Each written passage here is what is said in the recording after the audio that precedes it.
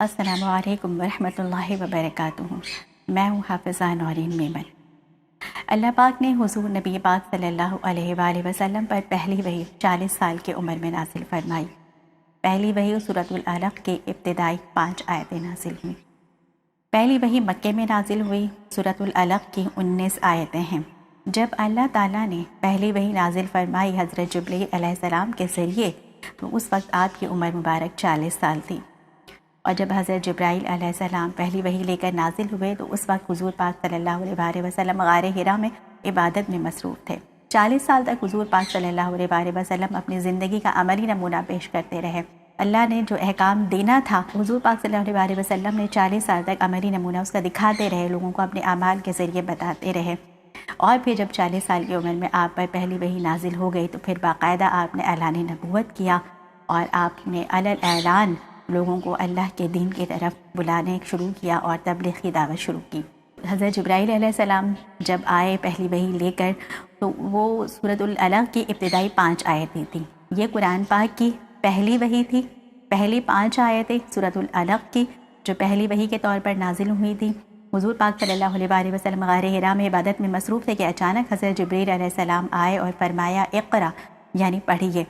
تو حضور پاک صلی اللہ علیہ وآلہ وسلم نے فرمایا ما انا بقاری، یعنی کہ میں پڑھا ہوا نہیں ہوں۔ حضرت جبرائیل علیہ السلام نے حضور پاک کو اپنے سینے سے لگایا اور زور سے دبا کر کہا، پھر چھوڑا اور پھر فرمایا کہ پڑھیے اقرا۔ تو حضور پاک صلی اللہ علیہ وآلہ وسلم نے پھر یہی جواب دیا ما انا بقاری، یعنی کہ میں پڑھا ہوا نہیں ہوں۔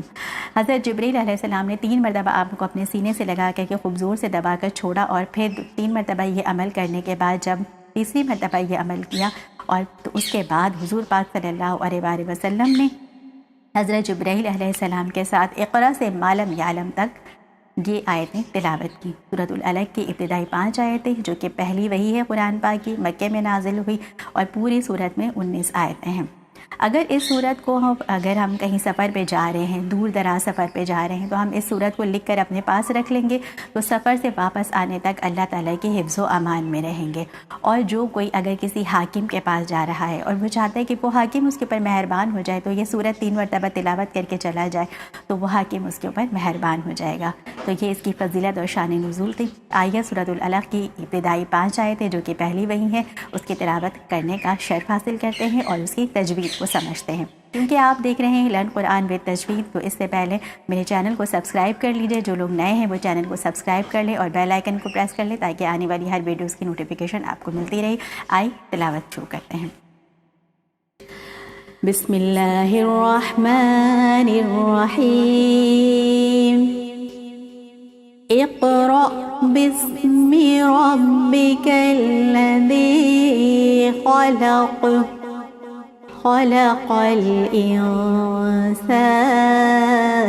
من علق، اقرأ وربك الأكرم الذي علم بالقلم، علم الإنسان